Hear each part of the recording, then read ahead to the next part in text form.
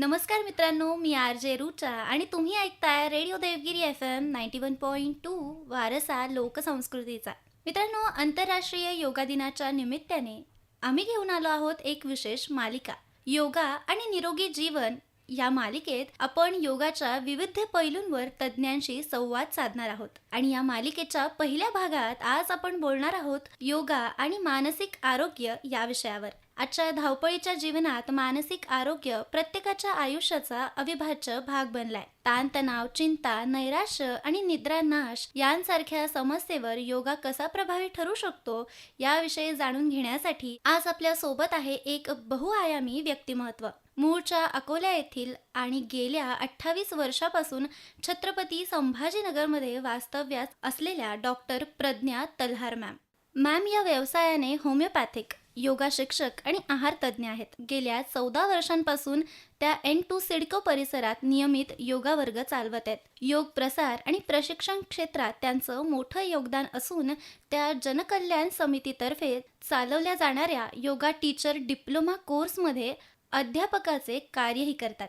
सध्या त्या विद्याभारती देवगिरी प्रांताच्या योगा प्रमुख म्हणून कार्यरत असून देवगिरी बँकेच्या संचालक पदाची जबाबदारी सुद्धा सांभाळत आहे. सामाजिक क्षेत्रातही त्यांचे मोठे योगदान आहे. मेघालयामधील मुलींच्या वसतिगृहाचे काम त्यांनी तब्बल 12 वर्ष पाहिली आहे. तसंच महिला सुरक्षा आणि सन्मान या विषयावर हिंदू जागरण मंचाच्या माध्यमातूनही त्या सक्रियपणे कार्य करतायत. योगा, आहार आणि निरोगी जीवनशैली या विषयाचे त्यांनी लेख अनेक वर्तमानपत्रातून प्रसारित सुद्धा केले. तसेच विविध दूरदर्शन वाहिनींवर त्यांनी मार्गदर्शनपर कार्यक्रम सुद्धा केलेले आहेत. आज त्यांच्या अनुभवातून आपण जाणून घेणार आहोत योग आणि मानसिक आरोग्य यांच्यातील अतूट नातं. तर सगळ्यात आधी मॅम, तुमचं आपल्या रेडिओ देवगिरीच्या या विशेष कार्यक्रमामध्ये खूप खूप स्वागत. नमस्कार. मॅम, सगळ्यात आधी आम्हाला जाणून घ्यायला आवडेल की तुमचा शैक्षणिक आणि योग क्षेत्रातील नेमका प्रवास कसा आहे? माझा योग प्रवास तो तर माझ्या जीवनाला अगदी नवीन दिशा देणारा प्रवास आहे. 2011 मध्ये संभाजीनगरमध्ये RSS जनकल्याण समितीतर्फे योगाचा डिप्लोमा अभ्यासक्रम सुरू केला आणि त्यावेळी मी पूर्वांचल विकास प्रकल्पाचं काम करत होते. म्हणजे मेघालयच्या मुलींच्या वसतिगृहाचं काम करत होते. ते कामही जनकल्याण समितीच करत असे. तर योगाविषयी माझं समज अगदी त्यावेळी सर्वसामान्य माणसांचा जसा असतो की योग म्हणजे फक्त आसनं आणि शारीरिक व्यायाम हाच होता. परंतु निरामय संस्थेचे डॉक्टर वेलणकर नियमितपणे आम्हाला परभणीहून शिकवायला येत असत तो योग वर्ग आणि त्यांच्या मार्गदर्शनामुळेच योगाचं शारीरिक, मानसिक आणि बौद्धिक, आध्यात्मिक, सामाजिक पैलू माझ्या पुढे हळूहळू उलगडत गेले आणि तेव्हा जाणवलं की योग हा तर म्हणजे जीवन घडवण्याचाच विषय आहे. अर्थात त्यानंतर अनेक शिबिरं झाली आमची, त्यानंतर काही अजून प्रशिक्षण वर्ग झाली, त्यानंतर सातत्याने साधनेतून पुढे पुढे जात योग जीवनाचा एक भाग झाला, कळलंच नाही म्हणजे. आणि आज योग शिक्षिका म्हणून काम करत असताना मला खूप छान वाटतंय की माझ्या अनेक महिलांच्या जीवनामध्ये मी या निमित्ताने एक सकारात्मक बदल घडवताना मी पाहते आहे आणि योगामुळे माझी जीवनशैली बदलली, विचारही बदलले आणि संकटाकडे पाहण्याची दृष्टीही बदलली. तर तो एक छान बदल माझ्या आयुष्यामध्ये या योगामुळे झालेला आहे. अरे वा, किती छान.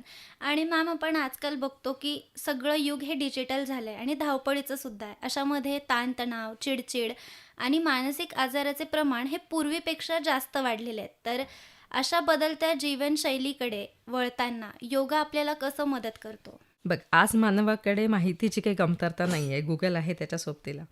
पण स्वतःच्या अंतर्मनाशी संवाद साधण्यासाठी ती एक कमतरता आहे. आपण जगाशी एका क्लिकवर जोडलो गेलो आहोत, बरोबर, पण स्वतःपासून मात्र आपण दूर जात आहोत, हे लक्षात यायला पाहिजे. मोबाईल आहे, सोशल मीडिया, सततची तुलना, स्पर्धा आहे, आर्थिक दबाव खूप वाढला आहे, अपुरी झोप होते त्यामुळे आणि त्याच्यामुळे काय होतंय की मेंदू सतत सजग अवस्थेत राहतो आपला. विज्ञानाच्या भाषेत सांगायचं तर आपल्या शरीरातील फाईट फॉर फ्लाईट असं म्हणता येईल, ही प्रणाली वारंवार सक्रिय होत चालली आहे आणि त्याच्यामुळे तणाव, चिंता, नैराश्य, चिडचिडपणा आणि एकटेपणा वाढताना आपल्याला दिसतो. जागतिक आरोग्य संघटनेच्या अहवालानुसार तर मानसिक आरोग्याच्या समस्या झपाट्याने वाढत आहेत. याचं कारण म्हणजे बाह्य परिस्थिती नाही तर अंतर्मनाची अस्थिरता हे आहे असं मी म्हणेन. योगाची विशेषता अशी आहे की फक्त शरीरालाच नाही तर मनाला, श्वासाला आणि विचारांना संतुलित करण्याचं काम योग करतं. व्यायामासोबत तुमच्या जीवन व्यवस्थापन देखील हे निश्चितच करू शकतं असं मी म्हणेन. नक्कीच मॅम. आणि मॅम, आताच तुम्ही जसं म्हणालात की योगा हे फक्त शारीरिक आरोग्यापुरता मर्यादित नसतं, तर त्याचा संबंध मनाशी सुद्धा असतो. तर मग योगाचा आपल्या मनाशी जो थेट संबंध आहे तो कसा आहे? योग फक्त व्यायाम प्रकार नाही तर म्हणजे योगाला व्यायाम म्हणणं म्हणजे समुद्राला पाण्याचा साठा म्हणण्यासारखं आहे. योग हा एक शरीर, मन, बुद्धी आणि आत्मा याचा सुंदर समन्वय आहे असं मी म्हणेन. आता आपण बघतो की शरीर आजारी असेल तर मनावर परिणाम होतो आणि मन अस्वस्थ असेल तर आपल्या शरीरावर त्याचे सिम्पटम्स दिसतात. योग या दोघांमध्ये ना संतुलन निर्माण करण्याचं काम करतो. आसनामुळे शरीर सक्षम होते आणि प्राणायामामुळे श्वसन संस्था आणि मज्जासंस्था संतुलित राहते. तर ध्यानामुळे विचारांची गर्दी कमी होते. ही विचारांची अति गर्दी झालेली आहे आपल्या डोक्यामध्ये आणि त्यामध्ये हा मोबाईल आहे की जी अजून गर्दी वाढवण्याचं काम करतो. तर योग या दोघांमध्ये संतुलन निर्माण करतो आणि शरीराची शुद्धी करतो. नक्कीच मॅम. आणि योग आणि मन यांचा जो संबंध आहे तो जोडणारा वैज्ञानिक किंवा आध्यात्मिक दृष्टिकोन आहे, त्याबद्दल तुम्ही काय सांगाल? हे बघ, आधुनिक विज्ञान आणि प्राचीन अध्यात्म या दोन्हींचा संगम योगामध्ये दिसतो. बरोबर. तर वैज्ञानिक संशोधन असं सांगतं की नियमित योगाभ्यासामुळे मेंदूमध्ये सेरोटोनिन, डोपामिन, एंडॉर्फिन, ऑक्सिटोसिन यासारखे सकारात्मक रसायनं निर्माण होतात. ही रसायनं आनंद, शांतता आणि भावनिक संतुलनाशी संबंधित असतात. बरोबर. म्हणूनच याला आपण हॅपी हार्मोन्स म्हणतो. पण आध्यात्मिक दृष्टिकोनातून योग म्हणजे मनाच्या अस्थिर लाटा शांत करण्याची प्रक्रिया. तर ऋषी पतंजली म्हणतात योगसूत्रांमध्ये योगश्चित्तवृत्ती निरोधः असे सांगितले आहे की योग केल्याने मनातील सततचे विचार, चिंता आणि भावनिक गोंधळ यांना नियंत्रित करून अंतर्मनातील शांततेचा अनुभव घेता येतो. तर ही खूप महत्वाची गोष्ट आहे. नक्कीच मॅम. आणि आजकाल आपण बघतो की तरुण मुलांमध्ये एन्झायटी, डिप्रेशन याचं प्रमाण खूप वाढत चाललंय. कारण की कॉम्पिटिशन्स पण आहेत, सोबत मोबाईल, सोशल मीडिया ह्याचा सुद्धा त्यांच्या मनावरती कुठे ना कुठे इफेक्ट होत असतो. तर अशा वेळेस योगासन आणि प्राणायामामुळे त्यांना काय नेमका फायदा होतो? एन्झायटी आणि डिप्रेशन ह्या केवळ मानसिक अवस्था नसून त्या खरं तर शरीरावरही त्या परिणाम करत असतात. सतत चिंता करणं हा व्यक्तीचा श्वास उथळ करतो. बरोबर. झोप बिघडते त्याच्यामुळे आणि शरीर थकलेलं वाटतं. योगामध्ये श्वास आणि मन याचा अतिशय जवळचा संबंध मानला जातो. जेव्हा आपण प्राणायामाद्वारे श्वास शांत करतो तेव्हा मेंदूला संदेश जातो की परिस्थिती सुरक्षित आहे आणि त्यामुळे चिंता हळूहळू कमी होऊ लागते. बरोबर. तसंच ध्यानामुळे पण व्यक्ती वर्तमानात राहायला शिकतो. अनेकदा आपलं दुःख भूतकाळातील किंवा भविष्यातील चिंता याच्यामुळे वाढतं, कारण आपलं दुःख त्याच्यावर अवलंबून असतं. योग वर्तमानात जगण्याची कला शिकवतं खरं सांगायचं म्हणजे.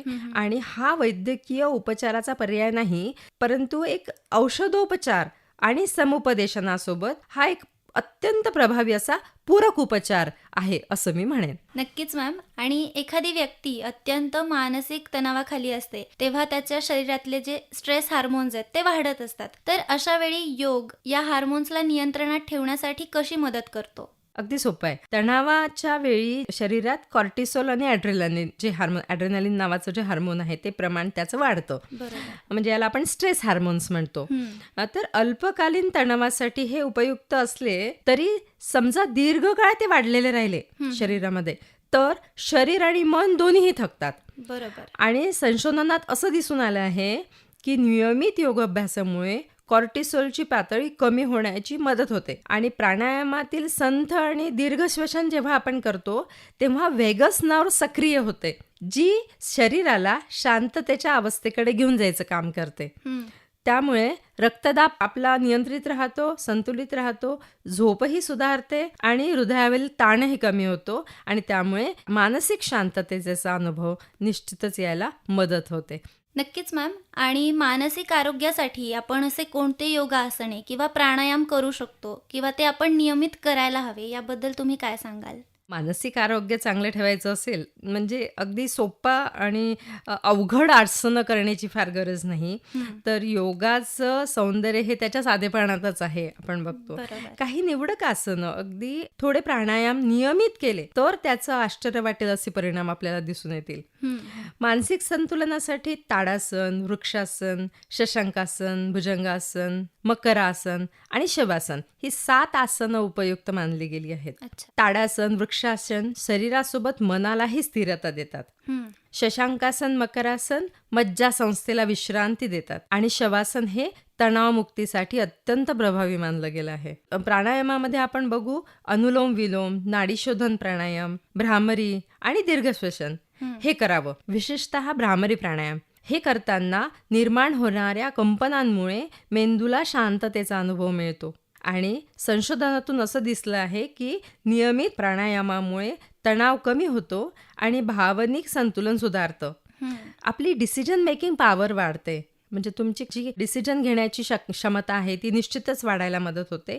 आणि हे माझ्या अनुभवातून सांगायचं तर दिवसातून निदान 20 मिनिटं तरी आपण साधनेसाठी दिली तर मन अगदी प्रसन्न राहतं, संयमी आणि सकारात्मक आपण राहू शकतो. नक्कीच मॅम. आणि आजकाल आपण बघतो की मानसिक आजारांवरती औषध उपचार सुद्धा दिले जातात. तर अशा वेळी जर एखाद्या व्यक्तीला मानसिक आजार असेल आणि त्याला औषध उपचार सुरू असतील तर त्यांनी योगा करावा का?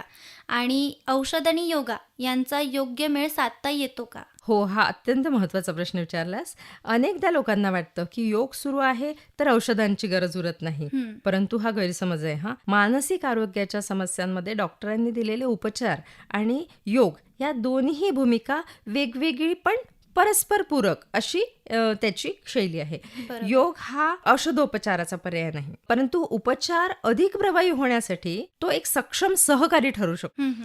औषध मेंदूमधील रासायनिक संतुलन सुधारण्याचं काम करतो, तर योग मन आणि श्वास आणि शरीर याचं संतुलन राखण्याचं काम करतो. डॉक्टरच्या सल्ल्यानुसार औषधं नियमित घ्यावीत, पण प्रशिक्षित योग शिक्षकाच्या मार्गदर्शनाखाली योगाभ्यास करावा. विशेषतः प्राणायाम, ध्यान आणि विश्रांती देणारी आसनं तणाव कमी करतात, झोप सुधारते आणि आत्मविश्वास वाढवण्यासाठी मदत करतात. आज जगभरातील अनेक मानसोपचार तज्ज्ञ देखील योगाला मानसिक आरोग्य व्यवस्थापनाचा एक पूरक उपचार पद्धती म्हणून मान्यता देत आहेत. अच्छा. आणि मॅम, मग मानसिक शांततेसाठी दिवसातून किती वेळ योगाला द्यायला हवा आणि सुरुवात कोणत्या प्राथमिक आसनांपासून करावी? आजच्या व्यस्त जीवनात अनेकांना वाटतं की योगासाठी तासनतास वेळ कोण देईन. प्रत्यक्षात तसं नाही आहे. योगामध्ये वेळेपेक्षा सातत्य अधिक महत्त्वाचं आहे. सुरुवातीपासून फक्त 15 ते 20 मिनिटं तुम्ही पुरेसे आहेत. त्यामध्ये 5 ते 7 मिनिटं पवनमुक्तासन श्रेणी म्हणजे आपण ज्याला वॉर्मअप म्हणतो ते करावं. एक 7 ते 10 मिनिटं तुम्ही आसनं करा जे तुम्हाला एका सिद्ध स्थितीपर्यंत पोहोचवतील अशी आसनांमध्ये तुम्ही थांबण्याचा प्रयत्न करा. आणि 5 ते 7 मिनिटं तुम्ही ध्यान करा त्यानंतर. आणि 10 मिनिटं तुम्ही प्राणायामाला दिलेत तर शेवटी शवासन तुम्हाला वेळ असेल तर थोडं शवासन करा, नाहीतर नुसतं ध्यान केलं तरी तुम्ही 20 मिनिटं तुम्ही दिलीत रोजची. पण मात्र त्याच्यामध्ये विकेंड वगैरे असं काही नसावं आणि रोज ते व्हावं सगळ्यांकडनं, एवढीच अपेक्षा असते. नक्कीच मॅम. आणि योगामध्ये प्राणायाम आणि ध्यान यांना खूप विशेष महत्त्व दिलं जातं.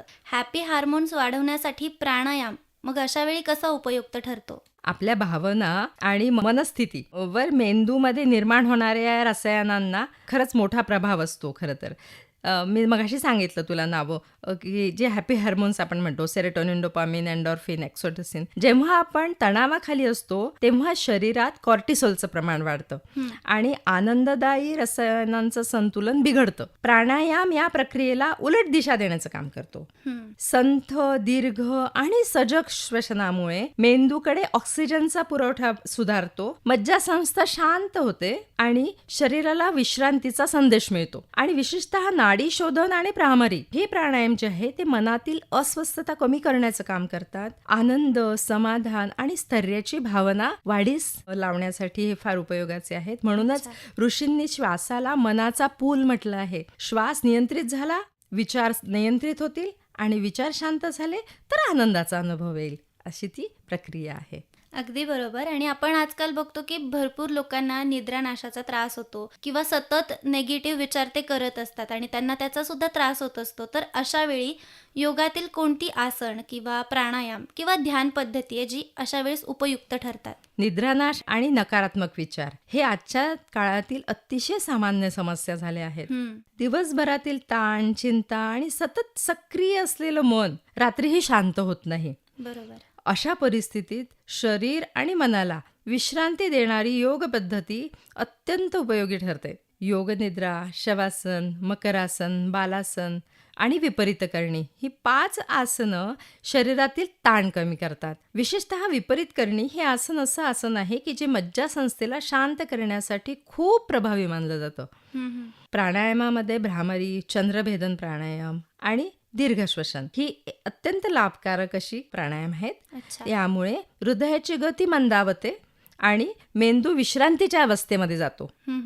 आणि हे झालं तर झोप छान लागते. झोपण्यापूर्वी 10 मिनिटं तुम्ही योगनिद्रा किंवा ध्यान केलं तर हे विचारांचा वेग कमी करतं. हळूहळू मन वर्तमान अवस्थेत स्थिर होऊ लागतं आणि झोपेची गुणवत्ता सुधारते. अनेक लोकांच्या अनुभवातून हे सिद्ध झालं आहे की नियमित योगाभ्यासामुळे औषधाशिवायही झोपेमध्ये लक्षणीय सुधारणा त्यांना दिसून आली आहे. अच्छा. आणि हे तुम्ही केलं तर निश्चितच तुम्हाला त्याचा परिणामही दिसून येईल. नक्कीच मॅम. आणि आता जाता जाता आजच्या या योग दिन विशेष कार्यक्रमाच्या निमित्ताने तुम्ही आपल्या सगळ्या श्रोत्यांना मानसिक आरोग्य आणि योगाबद्दल काय संदेश द्याल? आज आपण अशा योगात जगत आहोत ना जिथे माणसाकडे सर्व सुविधा आहेत, बरोबर. पण मनशांतीचीच कमतरता आहे. शरीराची काळजी घेण्यासाठी आपण वेळ काढतो, परंतु मनाची काळजी घेण्यासाठी किती वेळ देतो आपण? हा प्रश्न प्रत्येकाने स्वतःला विचारण्याची गरज आहे.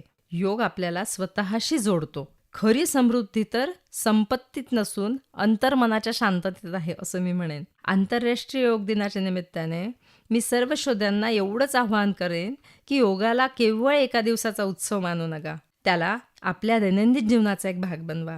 दररोज काही मिनिटं स्वतःसाठी द्या. श्वासाशी मैत्री करा, स्वतःशी संवाद साधा आणि जीवनाकडे सकारात्मकतेने पाहायला शिका. कारण निरोगी शरीर हे जीवनाची गरज आहे, पण निरोगी मन हे जीवनाचं सौंदर्य आहे. रोज कुटुंबासोबत बसून चांगल्या पुस्तकाचं वाचन करा. स्वाध्याय हे मन पवित्र ठेवण्यासाठी खूप आवश्यक आहे. कुटुंबासोबत बसून वाचण्यासाठी 365 कथांचं एक सुंदर पुस्तक आम्ही लिहित आहोत.